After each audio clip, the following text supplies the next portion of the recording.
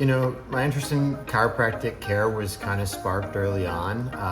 The traditional medical model just kind of never made sense or resonated with me early on. Semi-negative experiences growing up in that model, but the whole symptom-based care thing just never really resonated with me. So as a young athlete, I'd received some help throughout my early years from a chiropractor.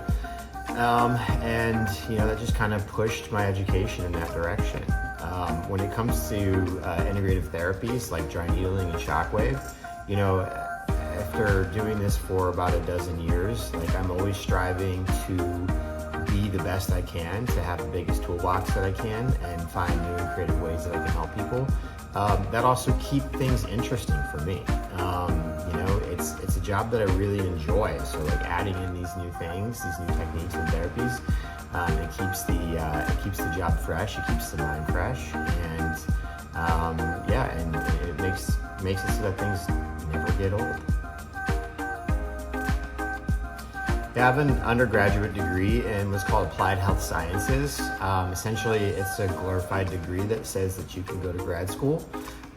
So it was your basic sort of pre-med track of science courses. But then once in chiropractic school,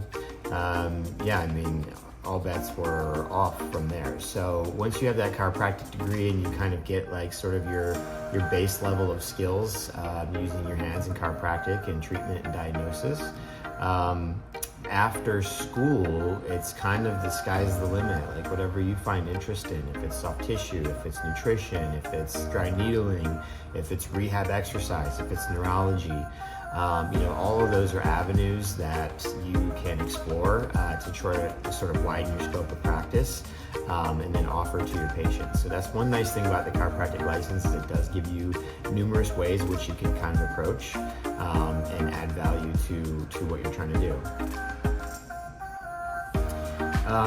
Education is everything to me. I like to know things. I like to be useful. So in order to do that, I stay educating myself on a pretty regular basis. As I've gotten older, things have definitely moved into a very sort of self-inspired kind of educational model, where I do still take classes formally several times a year, but you can kind of always find me with my nose in a book learning about something. And it's just kind of a part of something I really enjoy doing on a daily basis, because I just like to know things and I stay curious. So over the years, this has definitely been an evolving thing. I've got certificates and backgrounds in sports therapy, soft tissue therapy, McKenzie therapy for lumbar spine and cervical spine. More recently here, my newest passion has been using craniofacial release technique to treat people who have issues with their upper airway and restrictions and aren't able to breathe.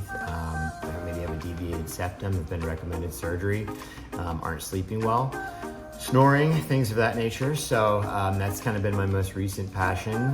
But I also have certificates in functional medicine, as well as integrative dry needling.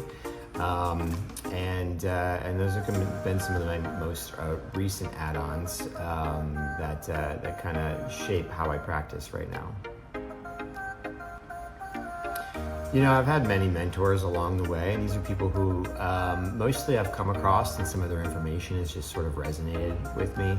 I've not actually ever had any sort of formal mentor, kind of take me under the wing kind of person to guide my experience. But throughout the years, whether I come across someone who's doing something different, I find really inspiring. It may be in business, it may be in health and wellness. And I think some of those mentors, and maybe I'll get really into for a year or two. And they just kind of they come and go, and they serve their purpose, at that specific moment for me in my life.